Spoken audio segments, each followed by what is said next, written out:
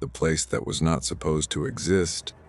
I used to think people who claimed they'd been to hell were either lying or crazy. That was before I woke up somewhere that didn't want me to understand it. Somewhere clean enough to feel wrong. Somewhere quiet enough to make my own breathing sound like a mistake. The first thing I noticed was the light. Not warm, not natural. It hummed overhead like a living thing, bright enough to hurt, but not bright enough to explain anything. When I opened my eyes, my vision swam, and for a moment I thought I was in a hospital. That comforting illusion lasted exactly 3 seconds. There were no walls. At least, not in the way walls should exist. Just white stretching in every direction, seamless and endless, like I was inside the idea of a room instead of an actual one. No doors, no corners, no shadows. I sat up too fast and felt a wave of nausea roll through me, the kind that tells you something is very wrong and your body knows it before your mind catches up. I tried to remember how I got there. That's when panic crept in. There was nothing, no accident, no pain, no final moment, just blank, like someone had reached into my head and scooped out the last chapter of my life. I pressed my fingers against my temples, willing anything to surface. A face, a sound, a reason. Easy, a voice said behind me. Calm, almost kind. You don't want to force it. That only makes it worse. I spun around. He stood a few steps away, hands clasped behind his back, like he'd been waiting patiently. He looked ordinary at first glance, middle-aged, well-groomed, dressed in a charcoal suit that didn't have a wrinkle out of place. The kind of man you'd trust with your taxes or a secret. What the hell is this place? I asked, my voice cracking despite my attempt to sound in control. He smiled, but it didn't reach his eyes. That depends on what you believe it is. That answer set off every alarm in my head. Who are you? I asked, and how did I get here? My name isn't important, he said smoothly. As for how you arrived, let's just say you didn't come here by accident. My stomach dropped. So I'm dead, he tilted his head, considering. That's one way to look at it. I stood up, my legs unsteady. No, if I were dead, I'd remember dying, he chuckled softly. Not everyone does. Something about the way he said it made my skin crawl. I took a step back, scanning the endless white. If this is some kind of afterlife, where is everyone else? You're not ready for that yet, he replied. Right now, this space exists only for you. That doesn't make sense. It will. And I noticed then that something was wrong with the light behind him. A faint distortion like heat rippling off asphalt. Color bled through it, deep blues and sickly reds twisting together, pulsing like a bruise trying to heal. What's that? I asked. He followed my gaze and nodded. Your way forward. Forward to what? To understanding, he said. And eventually to peace, if you're capable of it. That last part hit harder than I expected. What does that mean? It means, he said gently, stepping aside to give me a clearer view of the swirling colors, that everyone who comes here believes they're being judged. Very few realize they're actually being shown. Shown what? He met my eyes. For the first time, there was something honest in his expression. Yourself. A cold weight settled in my chest. I don't like that answer. You're not supposed to. Was African. I don't like that answer. You're not supposed to, he said. But you are supposed to go through there. I don't have a choice, do I? His smile returned wider this time. You never did. The colors pulsed brighter, tugging at something deep inside me. Every instinct screamed to run, but there was nowhere to go. As I took my first step toward it, a terrifying thought crossed my mind. One that refused to let go. What if this place wasn't punishing me? What if it was preparing me? And what terrified me most wasn't what I might see on the other side, but what part of me would recognize it. Section 2. The first memory they never warn you about. The moment I stepped into the color, the white vanished like it had never existed. No fade, no transition, just a violent snap as if reality had been swapped out while I wasn't looking. I was standing on wet pavement. The smell hit me first, rain-soaked asphalt, rust, and something metallic that made my stomach tighten. Streetlights buzzed overhead, casting cones of yellow light that didn't quite reach the ground. It took me a second to realize why everything felt off. I was smaller, my hands looked wrong. Thinner, scraped knuckles. I looked down and saw sneakers I hadn't owned in decades, laces frayed, toes scuffed white. My chest tightened as recognition crept in. "No," I whispered. "Not this. I was 16 again." The street stretched out exactly as I remembered it, every cracked sidewalk and sagging fence preserved in cruel detail. This wasn't a dream. Dreams blur the edges. This was sharp. Too sharp behind me, footsteps echoed. I didn't need to turn around to know who it was. My body remembered before my mind did. The tension in my shoulders. The way my breath went shallow. The instinct to disappear. "Hey," a voice called out, casual and familiar. "You gonna keep walking, or you ready to talk like a human being?" I turned slowly. Evan stood a few feet away, hands in his jacket pockets.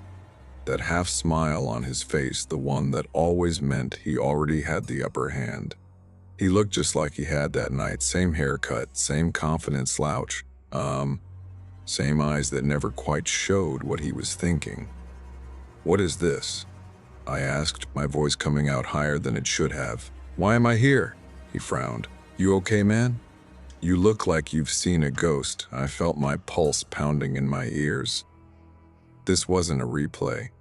He was responding, reacting. Whatever this place was, it wasn't content to let me sit back and watch. "I need to go," I said. "I shouldn't be here." Evan laughed. "You said that last time too." The memory snapped into place like a trap closing. This was the night I made the choice. I spent years pretending didn't matter. The rain started coming down harder, soaking through my hoodie. Evan stepped closer. "Look, wandering." His voice. "Look, it's simple." "We scare him, he hands it over. Nobody gets hurt. That's not what you said before," I replied automatically. "Yeah," his smile thinned. Plans changed. My chest felt tight, like I couldn't get enough air. I remembered this conversation. Remembered every excuse I'd made to myself afterward. I told myself I hadn't known how bad it would get. That I was just there. That I didn't do anything. But standing there now, I knew that was a lie. "Just walk away," I said. "We can still walk away." Evan's eyes hardened. "Serious right now?" A door slammed somewhere down the street. A light flicked on in a second-story window. The world felt like it was holding its breath. "You said you needed the money," Evan continued. "You said you were tired of being broke. Tired of being scared." "I didn't say this," I snapped. "I didn't say hurting someone." He leaned in close enough that I could smell the cigarette smoke on his breath. "You don't get to be picky anymore," footsteps echoed again. Slower this time. Uneven. The man came into view under the streetlight, shoulders hunched, grocery bag in one hand. He looked tired, older than I remembered. Just someone trying to get home. My heart started pounding harder. "Evan, don't." But Evan was already moving. What followed played out exactly as it had before. The shouting, the struggle, the sound of the bag hitting the ground and cans rolling into the street. I stood frozen, rooted to the spot by fear and something worse, relief that it wasn't me doing it. And then the man fell. The sound his head made when it hit the pavement still wakes me up some nights. Everything went quiet except for the rain. Evan looked at me, eyes wide now. You didn't see anything," he said. "You hear me?" I opened my mouth to speak and said nothing. The world shattered like glass.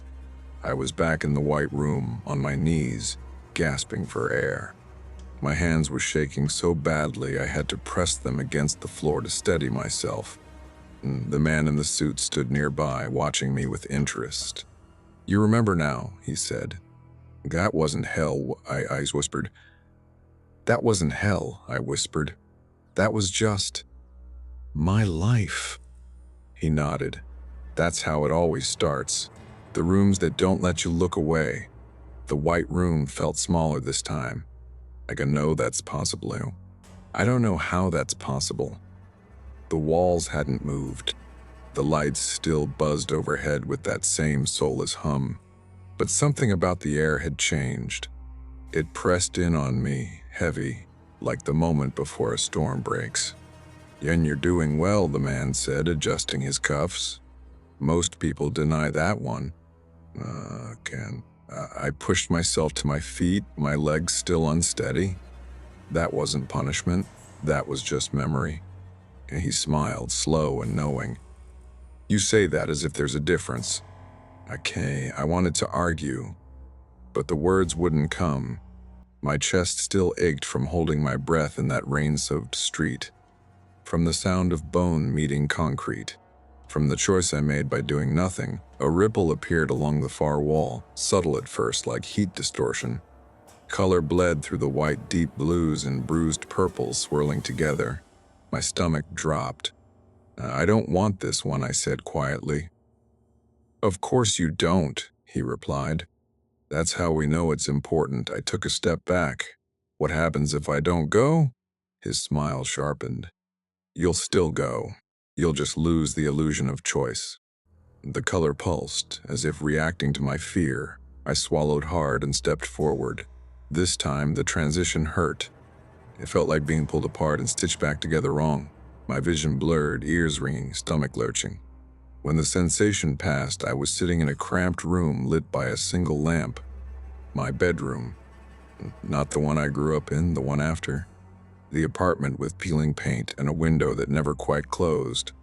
The place I told myself was temporary. My body felt heavier, older, tired in a way sleep never fixed. A phone buzzed on the nightstand. Dang, I stared at it, dread creeping up my spine. I already knew what the screen would say. I remembered ignoring it the first time, remembered convincing myself it could wait. The phone buzzed again. I picked it up. "'Kay, Mom." The room seemed to tilt. I hesitated, thumb hovering over the screen. Somewhere deep down, a childish part of me believed that if I didn't answer, the moment would freeze. That the future couldn't happen if I refused to acknowledge it. The buzzing stopped. Almost immediately, it started again. This time I answered. "Hey," I said, forcing cheer into my voice. "What's up?" Yeah, her voice came through thin and strained. My heart began to race. "Worry me about Wharton Mingad. Worry me about what?" A pause. "Too long I fell," she said. "I'm at the hospital." "It's probably nothing, but I'm coming." I cut in, already standing. "No," she said quickly. "You don't have to. It's late. You've got work." And I looked around the room, at the half-packed boxes, the empty bottles, in the trash. All the excuses I'd built my life on. "I'll be there," I repeated. The scene shifted before I could move. Okay, now I was standing in a hospital hallway, the smell of antiseptic burning my nose. Machines beeped steadily behind a closed door. I could hear voices inside. Doctors, nurses, too many of them. My hands shook as I reached for the handle. I remembered this part too. The doctor's face when he stepped out. The way he avoided my eyes. The careful words chosen to soften something that couldn't be softened. I remembered nodding like I understood. I remembered signing papers with a hand that didn't feel like mine. And I remembered standing by the bed, holding my mother's hand while she slept, tubes running into her arms, her chest rising and falling in shallow, uneven breaths. "You should talk to her," the doctor had said. "Sometimes they can hear you." So I did.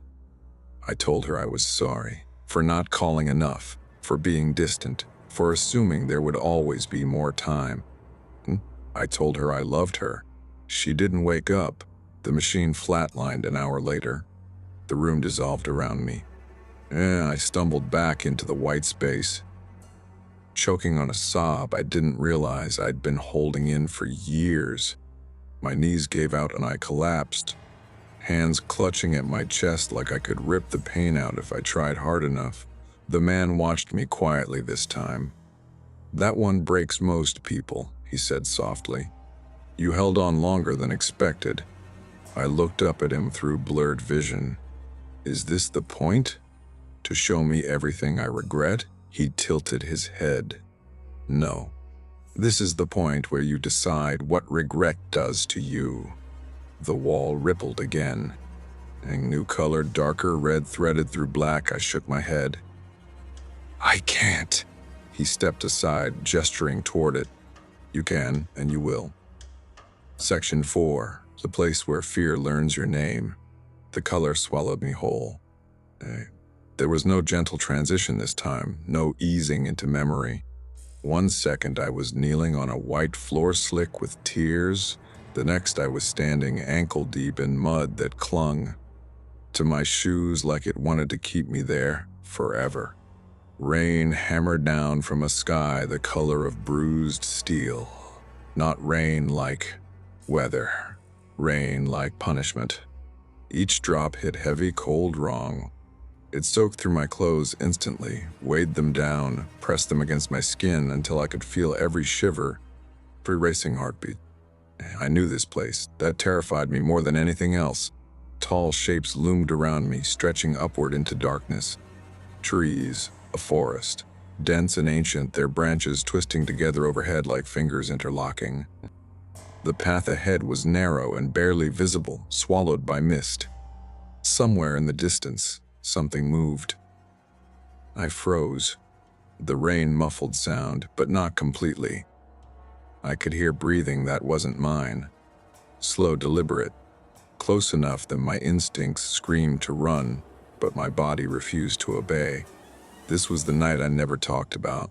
The night everyone told me to forget. The night I learned that fear doesn't always chase you. Sometimes it waits. "Hello?" I called out, my voice shaking. The word barely left my mouth before it was swallowed by the forest. The breathing stopped. For a moment there was nothing but rain and my own pulse pounding in my ears. Then, softly, from somewhere behind me, my name, not shouted, not whispered, spoken casually. Like someone calling me over for a conversation, every hair on my body stood on end. I turned slowly. There was no one there, just trees, mist, rain. I laughed, a short, broken sound. "Get it together," I muttered. "You're imagining things." That's when the footprints appeared. Fresh impressions forming in the mud, one by one, leading toward me. But there was no body attached to them. I stumbled backward, heart slamming against my ribs. The footprints stopped inches from my feet. The air grew colder. Something leaned in close enough that I could feel its presence brushing against my ear. "You weren't supposed to come back," it said. I screamed and ran. Branches clawed at my arms and face as I tore through the undergrowth, lungs burning, legs screaming in protest. The forest seemed to shift around me, paths closing, trees rearranging themselves to block my escape. No matter which direction I ran, the footprints appeared ahead of me, guiding me deeper. The rain intensified, turning the ground into slick sludge. I slipped, crashed hard onto my side, pain exploding through my shoulder. The breathing returned, right behind me.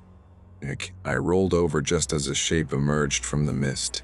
It looked almost human, almost, and its limbs were too long, bending at wrong angles.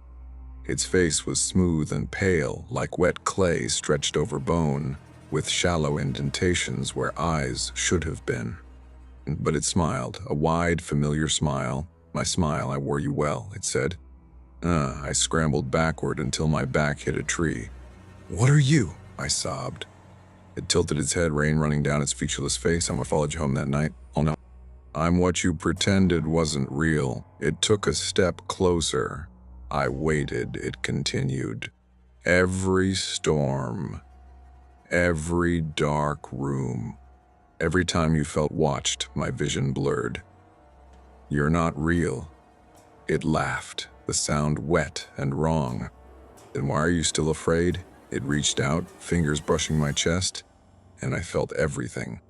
Yeah, every night I slept with the lights on, every shadow that made my heart race. Every time I convinced myself I was paranoid while never truly believing it, the forest dissolved around me, and I collapsed back into the white room, gasping, clawing at the floor like I was drowning. The man stood over me, expression unreadable. "You met it," he said. I couldn't speak. My throat burned. "Hey," he crouched beside me. "That thing never wanted to hurt you.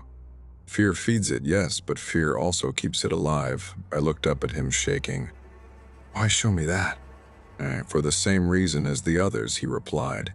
"To remind you that you survived." The wall shimmered again. Ken. This time the color was softer, warmer, and for the first time I didn't feel dread. I felt tired. "Ken, last one," he said gently. "Then you decide what comes next." Section 5. What waits after you face it? The color didn't pull me this time. I stepped into it. Warmth replaced the cold. Not heat, not fire, something gentler, like early morning sunlight through closed eyelids. When my vision cleared, I wasn't standing anymore. I was sitting, a hospital room. The steady beep of a heart monitor anchored me to the moment before panic could take over. Pale curtains fluttered beside a window cracked open, just enough to let fresh air inside. The smell of antiseptic mixed with rain-soaked pavement drifting up from the street below. Rain. I flinched, instinctively looking toward the window. It was raining outside, yes, but calmly. Soft. Ordinary. No pounding. No dread stitched into the sound, just weather doing what weather does. "You're awake," a voice said. I turned, and she sat beside the bed, fingers wrapped tightly around mine like she'd been afraid to let go. Her eyes were red from crying, her hair a mess, but she was smiling through it, real smiling. You scared me," she said, laughing weakly. "They said you weren't responding." My throat tightened. "You're here." "Of course I'm here," she replied. "Where else would I be?" Memories rushed in, not the ones from the rooms, not the curated pain, but the truth. The accident, the rain-slick road, the headlights, the moment everything went wrong and didn't. I squeezed her hand. "I thought I lost you." Her smile faltered, but she shook her head. "You didn't. We're both still here." Behind her, reflected faintly in the glass, stood the man. No horns, no red eyes, and just a tired expression and something like approval. "This was never about punishment," he said quietly. "It was about choice." "Oh?" I looked back at him. "You showed me hell." He nodded. "You showed yourself survival." The room felt lighter, the walls less rigid, like they were already beginning to fade. "Fear doesn't disappear," he continued, "but it doesn't have to rule you either. You faced what followed you. Remember what shaped you. And you chose to keep going." I swallowed. "So what happens now?" The man smiled, not cruel, not smug. Human. "Now you wake up," he said, "and you live." The reflection vanished, the room remained. Rain tapped gently against the window, steady and harmless. I watched it for a long moment, waiting for dread to creep in. It didn't. She rested her forehead against my arm, exhaling like she'd been holding her breath for days. I closed my eyes, not in fear this time, but relief. Somewhere deep inside, I knew the memories would never fully leave me. The forest, the rooms, the things I couldn't unsee, but they no longer felt like chains. They felt like proof. Proof that I had been afraid and survived anyway. The rain kept falling, and for the first time, I didn't feel the need to hide.